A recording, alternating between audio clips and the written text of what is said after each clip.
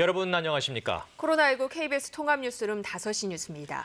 국회가 긴급 재난지원금 지급을 위한 추경을 내일 밤 본회의에서 처리하겠다며 분주하게 움직이고 있습니다. 통합당은 적자 국채 발행 규모를 줄일 것을 요구했는데 정세균 총리는 3차 추경 때 세출 조정을 확대하겠다고 밝혔습니다. 조지연 기자가 보도합니다. 오늘 오전 국회 예결위를 시작으로 추경안 심사가 본격적으로 시작됐습니다. 정세균 국무총리와 홍남기 경제부총리는 국회 예결위에 출석해 신속한 추경안 처리를 거듭 당부했습니다. 통합당은 3조 6천억 원으로 예상되는 적자 국채 발행 규모를 줄일 것을 요구했고 정세균 총리는 3차 추경 때 세출 조정을 확대하겠다고 밝혔습니다. 3차 추경도 그 세출 구조 조정하겠다고 말씀하셨는데 저 국채 발행해서 마련하는 건 아닙니까? 그래서는 안 된다고 봅니다. 이 세출 구조 조정이 필요하다고 저는 느끼고 있습니다. 반면 홍남기 부총리는 3차 추경 때 적자 국채 발행이 불가피하다고 밝혀 향후 논란이 예상됩니다. 상당 부분은 제가 보기에 대부분이 적자 국채로 충당이 불가피한 상황입니다. 내일 밤 9시로 예정된 본회의 전까지 추경 심사를 완료하기 위해 관련 상임위들도 바쁘게 돌아갔습니다. 행안위는 긴급 재난지원금을 기부할 수 있도록 하는 기부금 특별법을 놓고 논의 중입니다. N번방 방지법 등 법안 처리도 속도를 내고 있습니다. 국회 법사위는 불법 촬영물을 소지하고 시청하는 행위에 대해 처벌 규정을 마련하기로 합의했습니다. 내일 전체 회의를 열어 법안을 의결하고 본회의에서 처리한다는 방침입니다. 국회는 어제 민주당과 통합당이 합의한 인터넷 전문은행법 처리도 논의 중입니다. 지난달 본회의에서 부결됐던 것을 다시 처리하겠다는 건데 KT에 과도한 특혜를 주는 법이라며 민생당과 정의당, 민주당 일부 의원들이 반대하고 있어 처리에 난항이 예상됩니다. KBS 뉴스 조지연입니다. 국내에서 첫 번째 코로나19 확진자가 나온 지 오늘로 100일이 됐습니다. 어제 하루 신규 확진자는 14명이 늘었습니다. 이 방역당국은 이번 연휴가 생활 방역으로 전환하기 위한 중대 고비라며 거리 두기에 각별히 신경 써줄 것을 당부했습니다. 이철호 기자가 보도합니다. 코로나19 국내 첫 확진자가 나온 지 100일째를 맞는 오늘 국내 신규 확진자 수는 14명으로 확인됐습니다. 누적 확진자는 1,752명으로 집계됐습니다. 신규 확진자는 서울에서 4명, 경기에서 3명, 대구 2명, 인천과 경북 각 1명, 공항 검역 과정에서 3명이 나왔습니다. 유형별로는 해외 유입 추정 사례가 12건으로 대부분을 차지했습니다. 정부는 어제 0시 기준으로 지금까지 선별진료소 639곳에서 60만 1,000여 건의 진단검사가 실시됐다고 밝혔습니다. 코로나19에 대응하기 위해 참여한 의료진만 의사 1,700여 명, 간호사와 간호조무사 1,500여 명 등 3,720명으로 집계됐습니다. 이 가운데 대구 경북에서 일했던 의료진이 3,020명이었습니다. 코로나19와 관련한 1339 콜센터 상담 건수가 160만 건이 넘었는데 지난해 전체 상담 건수의 12배에 이르는 수치입니다. 방역당국은 지금까지 자가격리 수칙을 위반한 사례로 292명이 적발됐는데 어제부터 도입된 안심밴드를 실제 착용한 사례는 아직 발생하지 않았다고 밝혔습니다. 한편 정부는 앞으로 노숙인과 쪽방촌, 미등록 외국인 등 취약계층에 대한 방역 방안을 검토 중이라고 설명했습니다. 일본에 대한 코로나19 진단키트 지원은 아직 추진하지 않고 있다고 전했습니다. 정부는 코로나19 100일을 맞아 전파 규모나 속도는 줄였지만 근절은 사실상 요원하다고 밝혔습니다. 그러면서 이번 주말부터 시작되는 연휴가 생활 방역으로 전환하기 위한 중대 고비라며 방역 노력을 지속해 줄 것을 거듭 당부했습니다. KBS 뉴스 이철호입니다. 수도권에서는 어제 하루 신규 확진자가 8명이 나왔습니다. 서울시는 오늘 국립중앙감염병 전문병원을 설립해달라고 보건복지부와 국방부에 제안했습니다.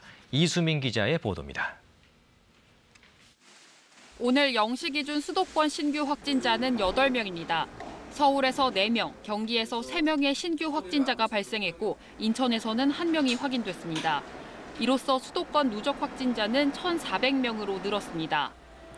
수도권에선 해외에서 입국한 뒤 자가격리를 하다 확진 판정을 받는 사례가 계속 확인되고 있습니다. 서울 강남구에서는 영국에서 입국한 여성이 자가격리 기간인 2주 동안에는 아무런 증상을 보이지 않았지만 자가격리 해제자를 대상으로 한 재검사에서 양성 판정을 받았습니다. 성북구에서도 이달 25일 미국에서 입국한 뒤 자가격리 중이던 37살 여성이 어제 확진 판정을 받았습니다. 재양성 사례도 발생했습니다. 인천에서는 완치 판정을 받고 이달 17일 퇴원한 20대 여성이 오늘 다시 확진 판정을 받았습니다. 이런 가운데 서울시가 오늘 국립중앙감염병 전문병원을 설립해달라고 보건복지부와 국방부에 제안했습니다.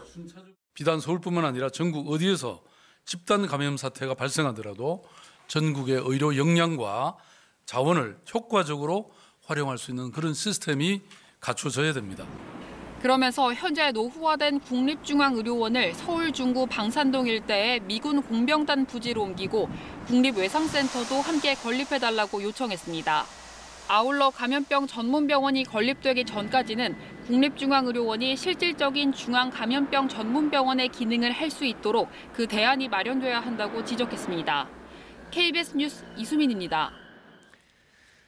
대구 경북 지역의 신규 확진자 수는 3주째 한 자릿수를 유지하며 안정을 찾아가고 있습니다. 취재 기자 연결합니다. 네, 이종영 기자, 대구 경북의 신규 확진자 몇 명 나왔습니까? 네, 오늘 0시 기준 대구 경북의 코로나19 신규 확진자 수는 모두 3명입니다. 대구 2명, 경북 1명인데요. 대구의 2명은 해외 유입 사례로 동대구역 검사소에서 확진 판정을 받았습니다. 경북은 예천 지역 감염자와 접촉한 77살 여성이 추가로 확진됐습니다. 대구 경북 모두 지난 8일부터 3주째 신규 확진자가 한 자릿수로 유지되면서 코로나19 상황이 안정기에 접어들었다는 평가가 나오고 있는데요. 방역당국은 다만 최근 감염 경로를 알 수 없는 감염자가 일부 나오고 있고 조용한 지역사회 전파 가능성도 있는 만큼 아직 안심하긴 이르다고 밝혔습니다. 이런 가운데 대구 시민들의 사회적 거리두기 운동이 비교적 잘 지켜지고 있다는 조사 결과가 나왔습니다. 대구시가 시민 1000여 명을 대상으로 조사한 결과 90%는 자발적 거리두기에 적극 참여하고 있다고 답했습니다. 또 응답자의 68.6%는 코로나19 장기화에 대비해 시민 참여형 상시 방역 체계로 전환하는 데 동의했습니다. 대구시는 코로나19 극복을 위해 증상이 있으면 바로 검사받기와 2m 거리두기, 마스크 착용 생활화 등 7대 생활수칙을 발표하고 시민들의 동참을 부탁했습니다. 지금까지 대구에서 KBS 뉴스 이종영입니다. 이번엔 KBS 재난방송센터 연결해 코로나19 현재 상황 분석해 보겠습니다. 네, 이정훈 기자, 먼저 국내외 확진자 현황부터 정리해 주시죠. 네, 어제 하루 확진자는 14명 늘었습니다. 누적 확진자는 모두 1,752명인데요. 이 가운데 80% 넘게 완치되면서 이제 격리 중인 환자는 1,600명대로 줄었습니다. 사망자는 1명 증가한 244명으로 집계됐습니다. 신규 확진자를 자세히 분석해보면 지역 발생은 인천과 경북 지역에서 각각 1명씩 뿐이었습니다. 서울, 경기와 대구, 그리고 검역 과정에서 모두 12명의 해외 유입 확진자가 확인됐는데요.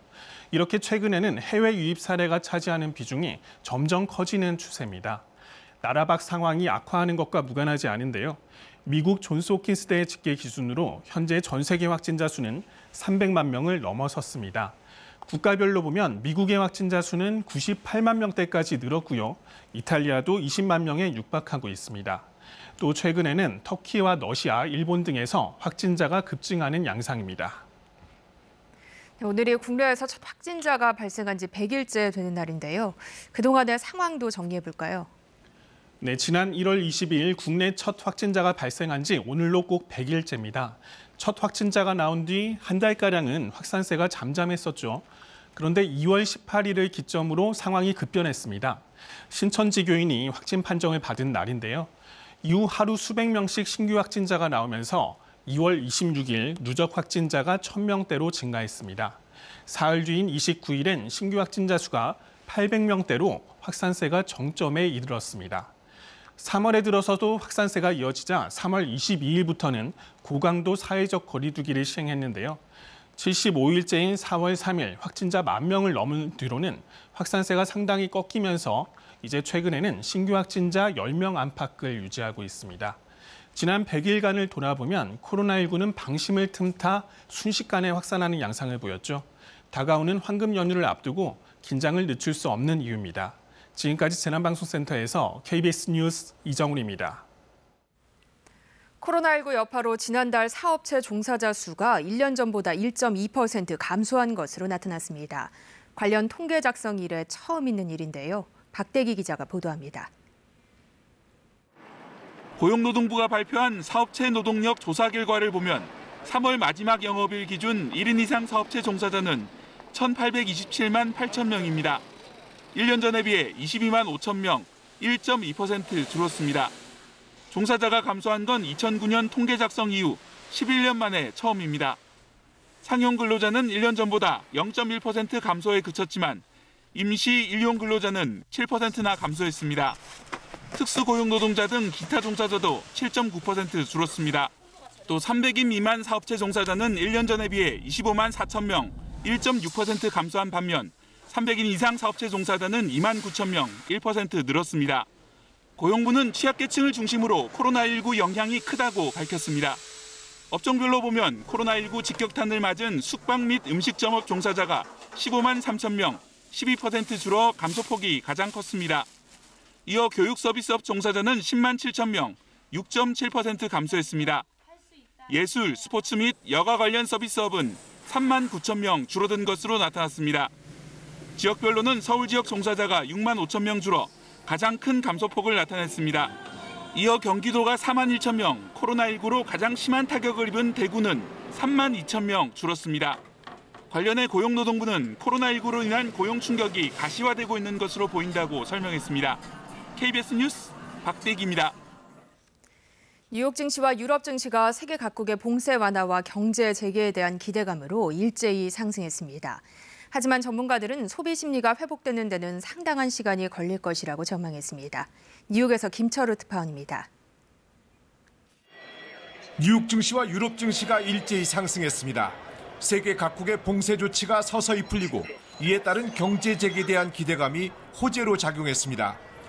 미국 조지아주와 텍사스주 등 일부 주들이 부분적 경제 재개를 시작했습니다. 코로나19 피해가 가장 심각한 뉴욕에서도 다음 달 15일 이후 지역별 단계적 경제활동 재개가 이루어질 예정입니다. We're going to reopen in phases. Phase 1 of reopening will involve construction and manufacturing activities.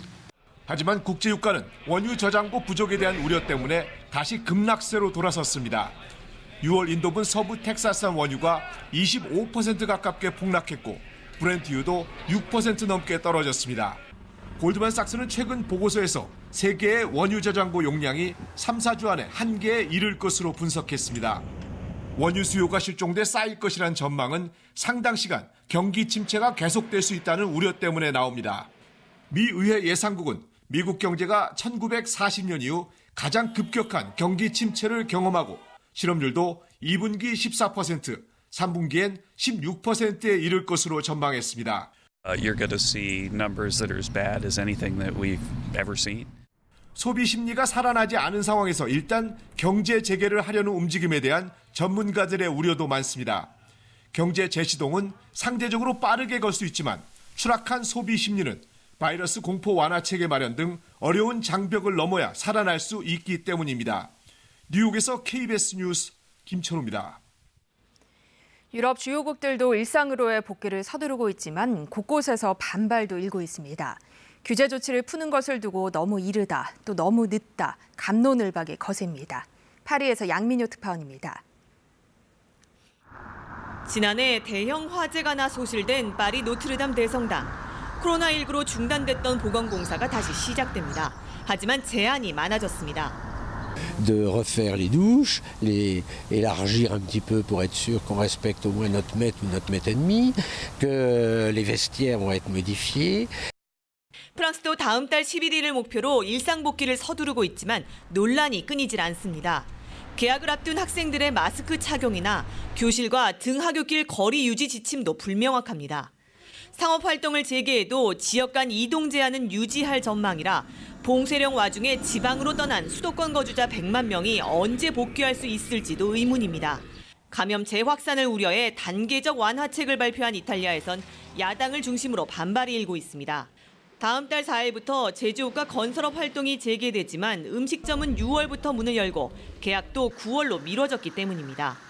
타지에 사는 가족 친지 방문이 허용된 것 외에 이동 제한도 계속되고 특히 미사 참석 금지를 유지한 것에 가톨릭계의 불만이 큽니다. Se non rispettiamo quindi la distanza, se non rispettiamo le precauzioni, la curva risalirà e potrà andare fuori controllo. 유럽 전체 확진자가 130만 명을 넘어서고 1일 사망자가 여전히 2,000명 가까이 발생하는 상황. 유럽연합은 유럽 안팎에 내려진 국경 통제 조치를 푸느냐 마느냐를 놓고 현지 시각으로 오늘 화상회의를 열 예정이지만 당장 해제는 어려울 거란 전망입니다. 파리에서 KBS 뉴스 양민효입니다. 채널A 기자와 현직 검사의 이른바 검언 유착 의혹과 관련해 검찰이 오늘 채널A에 대한 압수수색에 나섰습니다. 의혹 제기 한 달여 만에 강제 수사에 나선 건데 해당 기자의 휴대전화와 노트북 등이 압수 대상일 것으로 보입니다. 김지숙 기자의 보도입니다. 검찰이 채널A 본사에 대해 압수수색 영장을 집행하며 강제 수사에 들어갔습니다. 서울중앙지검 형사 1부는 오늘 오전 서울 광화문에 있는 채널A 본사와 관련자 자택 등 5곳의 검사와 수사관들을 보내 압수수색을 벌이고 있다고 밝혔습니다. 이른바 검언 유착 의혹과 관련해 이모 기자의 녹취록이나 녹음 파일, 내부 보고 문건 등이 있는지 확인하고 있는 것으로 보입니다. 취재 경위를 수사할 목적으로 언론사를 압수수색한 건 이례적인데 채널A 기자들은 언론 자유를 침해하는 것이라며 강하게 반발하고 있습니다. 이에 검찰은 채널A 보도본부 책임자에게 압수수색 대상과 방식 등을 설명한 뒤 협의를 거쳐 영장 집행에 들어간 것으로 전해졌습니다. 의혹을 처음 보도한 MBC와 제보자 지모 씨, 유착 당사자로 지목된 검찰 관계자 등은 압수수색 대상에 포함되지 않았습니다. 앞서 MBC는 이 기자가 윤석열 검찰총장의 핵심 측근인 A 검사장과의 친분을 내세워 이철 전 밸류인베스트코리아 대표 측에게 신라진 사건과 유시민 노무현 재단 이사장의 관련성을 털어놓을 것을 압박했다고 보도했습니다. 특히 이 대표를 대리해 채널A 기자를 만났던 제보자 지 씨는 이 기자가 A 검사장과의 통화 녹음을 들려주며 취재 협조를 요구했다고 주장했습니다. 자체적으로 진상조사를 벌이고 있었던 채널A가 이 기자의 통화 상대에 대해 입장을 내놓지 않고 있었던 가운데 검찰이 통화 녹음 파일을 확보할 경우 수사가 급물살을 탈 것으로 보입니다. KBS 뉴스 김지숙입니다. 전두환 전 대통령이 어제 1년여 만에 광주를 찾아 다시 법정에 섰습니다. 자신의 회고록에서 헬기 사격을 증언한 고 조비오 신부를 비난한 혐의를 받고 있는데 전 씨는 이번에도 5.18에 대한 사과 한마디 없었고 헬기 사격 또한 부인했습니다. 김혜린 기자의 보도입니다. 전두환 씨가 부인 이순자 씨와 함께 연희동 자택에서 나와 차에 오릅니다. 이 차량이 광주 톨게이트를 통과한 시각은 3시간 20여 분 만인 낮 12시 2분. 지난해 3월 11일 광주를 찾은 이후 1년여 만이었습니다. 광주지방법원에 도착한 전 씨는 마스크를 쓴 채 차에서 내렸고 취재진의 질문엔 답하지 않았습니다. 수많은 사람들이 죽었는데 왜 책임지지 않습니까? 왜 책임지지 않습니까? 고개도 돌리지 않고 정면을 응시한 채 경호원의 손을 잡고 곧장 법원 입구로 향했습니다. 지난해 재판 출석 당시 발포 명령을 부인하느냐는 질문에 짜증 섞인 반응을 보인 것과는 대조적인 모습이었습니다. 취재진에게 반응을 보이지 않았던 전 씨는 재판정에서는 5.18 당시 헬기 사격이 없었던 걸로 알고 있다고 주장했습니다. 전 씨는 법정에서 만약 헬기 사격을 했다면 많은 사람이 희생될 것이고 그런 무모한 짓을 헬기 사격수가 하지 않았을 것으로 믿고 있다고 말했습니다. 재판은 시작 3시간 20여 분 만에 끝났고 전 씨는 지난해와 마찬가지로 광주 시민들에게 사죄 한마디 없이 광주를 떠났습니다. KBS 뉴스 김혜린입니다. 우정사업본부가 우편 사업에서 적자가 계속되자 일부 우체국을 없애는 방안을 추진하고 있는데요. 하지만 우체국은 공공 서비스라며 이에 반대하는 목소리도 나오고 있습니다. 오현태 기자입니다.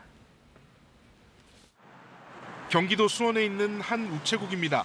하루 평균 800톤가량 우편물이 접수되는 걸로 알려져 있는데 한때 곧 없어진다는 소문이 났습니다. 직선거리 1km 안에 다른 우체국이 있다는 이유에서입니다. 우정사업본부는 올해 초부터 우체국 구조조정을 추진했습니다. 핵심 사유는 우편 사업 적자입니다. 적자는 2017년 500억 원대에서 2018년에는 3배 가까이 늘었고 앞으로 계속 늘어날 걸로 예상됩니다. 우보는 우편, 금융 기능이 함께 있는 직영 6급 이하 우체국을 일부 없애고 대신 우편 기능만 있는 우편 취급국을 만들어 비용을 줄이겠다는 계획입니다. 금융 기능은 자동화 기기 등으로 창구 업무의 대부분을 대체할 수 있다는 입장입니다. 우본이 전국 6급 이하 우체국의 절반을 2023년까지 없애는 걸 검토한다고 알려졌고 우본 공무원 노조는 일방적 추진이라며 반발했습니다. 국민들에게는 알리지도 않고 일방적으로 목표를 설정해서 자기적으로 이렇게 실천을 한다는 것 자체에 대한 저항이라 보면 되겠습니다. 인천에선 시민단체가 반대 의견을 밝혔고 군산에선 시의회가 반대 건의안을 채택하기도 했습니다. 전국 곳곳에서 공공성 등을 이유로 반대가 나오자 우본은 각 지방청에 노조와 협의하라는 지침을 내렸습니다. 적자가 커서 구조조정에는 협의할 가능성이 크고 몇 곳을 줄이느냐가 쟁점이 될 걸로 보입니다. 우체국을 이용하는 시민들의 의견이 제대로 반영되는 게 중요한데 우본은 아직 시민 의견 수렴 절차를 진행하지 않았습니다. KBS 뉴스 오현태입니다. 병원 내 코로나19의 집단 감염 위험을 줄이기 위해 한 병원이 국내 최초로 위치 정보 기반의 감염 추적 시스템을 개발했습니다. 내원 환자가 확진자로 판명될 경우 스마트밴드를 통해 병원 내 이동 경로와 접촉자를 빠르게 파악할 수 있습니다. 김기은 기자입니다. 코로나19로 병원 내 집단 감염이 잇따라 발생했습니다. 진료 시스템 마비를 넘어 병원 책임자마저 확진되기도 했습니다. 하지만 이 병원에선 그럴 가능성을 차단했습니다. 스마트 밴드를 손목에 찬 환자가 병원에서 이동합니다. 감염관리실의 스크린에는 이 환자의 이동 경로가 실시간으로 나타납니다. 그리고 특정 기간을 입력하면 과거의 동선도 한눈에 알 수 있습니다. 환자의 과거 움직임을 표시한 것입니다. 9층에 있는 병동을 이런 빨간색의 경로를 따라서 이렇게 움직이셨고요. 많은 시간을 저 스테이션 쪽에서 좀 보내셨다 이런 걸 저희가 파악할 수 있습니다. 환자가 접촉한 사람들은 물론 시간까지 확인 가능합니다. 무선 네트워크망을 이용해 위치 정보 기반의 감염 추적 시스템을 국내 최초로 병원 내 구축한 겁니다. 감염병을 관리하는 것은 시간과의 싸움인데요. 실시간 위치 추적 시스템을 이용하면 확진하는 순간부터 그 환자와 접촉한 다른 환자들을 금방 파악할 수가 있고 거기에 빠르게 대처를 해서 지금까지는 감염 접촉자를 추적할 경우 감염자의 진술에 의존해 병원 내 CCTV를 돌려보는 방법뿐이어서 정확한 감염 경로를 파악하는 데 한계가 있었습니다. 특히 감염자의 기억엔 오류가 있을 수 있고 거짓 진술도 배제할 수 없기 때문입니다. 병원은 최근 진료차 옴 환자가 내원했지만 추적 시스템을 통해 감염 경로와 접촉자를 성공적으로 파악했습니다. KBS 뉴스 김기흥입니다. 멸종위기 야생생물 1급인 반달가슴곰 2마리가 지리산에서 새끼곰 3마리를 출산한 것이 확인됐습니다. 이로써 국내에 서식하는 반달가슴곰은 최소 69마리로 추정됩니다. 김진아 기자입니다. 깊은 지리산 속 나뭇가지 사이로 까만 형체가 보입니다. 올해 14살 된 암컷 반달가슴곰이 겨울잠을 자고 있습니다. 지난달 말 국립공원공단 연구진이 반달가슴곰의 건강검진을 위해 포획했더니 암컷 새끼 2마리가 발견됐습니다. 각각 4kg, 4.5kg로 예년에 비해서 굉장히 건강한 상태였습니다. 그리고 개체가 활동량도 굉장히 많았고요. 어미 개체는 130kg가 넘는 아주 건강한 상태였습니다. 2008년 지리산에 방사됐던 이 어미곰은 이번이 5번째 출산으로 지금까지 9마리의 새끼를 낳은 것으로 파악됐습니다. 앞서 2월 초에는 7살짜리 반달가슴곰이 출산을 한 정황도 포착됐습니다. 하지만 굴 안으로 접근이 어려워 정확한 개체 수는 파악하지 못했습니다. 새로 태어난 곰 3마리를 포함해 지리산과 수도산 일대에 살고 있는 야생 반달가슴곰은 최소 69마리로 추정됩니다. 국립공원공단은 올해 추가로 출산이 예상되는 어미곰이 5마리 더 있는 것으로 보고 동명굴 주변에 무인 센서 카메라를 설치해 관찰하고 있습니다. 또 다음 달부터 반달가슴곰이 겨울잠에서 깨어나 본격적으로 활동을 시작한다며 정규 탐방로가 아닌 샛길 출입을 자제하고 가급적 일행과 함께 산행해 줄 것을 당부했습니다. KBS 뉴스 김진아입니다. 일용직 노동자와 소상공인 등을 상대로 이자율 최고 3만%가 넘는 불법 대부 행위를 해온 일당이 적발됐습니다. 이들은 텔레그램을 사용해 수사망을 피했습니다. 박희봉 기자입니다. 경기 용인의 한 주택가. 사장이잖아요. 그들이 압수금명이 나왔습니다. 장부와 차용 증서, 휴대전화가 무더기로 발견됩니다. 소형 금고에서도 현금 다발이 쏟아져 나옵니다. 대출 정보 같더라고요. 장부 비정 없죠. 대부업자 A씨 등 9명은 이렇게 사무실을 차리고 전국에서 불법 대출 영업을 한 혐의를 받고 있습니다. 대출 알선과 수금, 대부금 지급 등으로 역할을 나눠 기업형으로 움직였습니다. 주로 일용직 노동자와 소상공인 등 서민들을 범행 대상으로 삼았습니다. 이들은 인터넷 대출 사이트에 광고를 올린 뒤 전화 상담을 거쳐 피해자들과 불법 대부 계약서를 작성했습니다.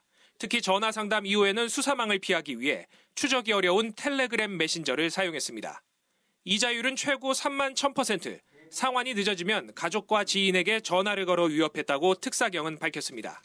이렇게 지난 2018년부터 최근까지 모두 3,600여 명을 상대로 35억 원 규모의 불법 대출 영업을 한 것으로 조사됐습니다. 대부업 피해는 주로 제도권 금융이 어려운 취약계층에 많이 발생하고 있어 이에 대한 피해 예방이 절실한 실정입니다. 경기특사경은 A씨 등 9명을 대부업법 위반 혐의로 형사 입건하고 추가 수사가 마무리되는 대로 검찰에 송치할 계획입니다. KBS 뉴스 박희봉입니다. 오후에 접어들고 바람이 강해지고 있습니다. 지금 강풍특보가 발효 중인 강원 북부 동해안과 강은 상관 지역에서는 최대 순간 풍속이 초속 26m에 달하고 있는데요. 내일 오전까지 바람이 계속 강하게 불 것으로 예상되는 가운데 대기의 건조함이 이어지면서 화재의 위험이 여전히 높습니다. 지금 보시는 것처럼 대부분 지역에는 건조특보가 계속되고 있습니다. 산불 등 화재 예방에 주의를 기울이셔야겠습니다. 내일은 맑은 날씨 속에 햇살이 기온을 크게 끌어올리겠습니다. 대부분 지방에서 낮 기온이 20도를 웃돌겠는데요. 하지만 이렇게 낮 기온이 오르는 만큼 일교차는 크게 벌어집니다. 10도에서 많게는 15도 이상 벌어지는 만큼 아침과 저녁에 걸칠 수 있는 겉옷은 항상 챙겨서 다니시는 것이 좋겠습니다. 현재 전국적으로 쾌청한 하늘이 드러나 있습니다. 가시거리도 20km 안팎으로 시원하게 트여 있는데요. 내일도 고기압의 영향권에서 전국이 대체로 맑겠습니다. 다만 새벽부터 아침 사이에 일부 내륙 지역에서는 안개가 짙게 낄 것으로 보여 교통안전에 유의하셔야겠습니다. 또 새벽 사이에 국외 미세먼지가 약하게 유입이 되겠습니다. 때문에 수도권 지역에서는 내일 오전에 일시적으로 미세먼지 농도가 나쁨 단계까지 오르겠습니다. 내일 아침 기온입니다. 서울, 청주 10도, 광주 8도, 대구 9도 등으로 오늘보다 높겠습니다. 낮 최고 기온 서울 21도, 청주 25도, 광주 24도, 대구는 26도까지 오르겠습니다. 바다의 물결은 전해상에서 잔잔하게 일겠습니다. 금요일과 토요일은 영서 지역에 비가 오겠습니다. 기상정보였습니다. 코로나19 통합 뉴스룸은 KBS 7시 뉴스에서 이어집니다. 시청해주신 여러분 고맙습니다.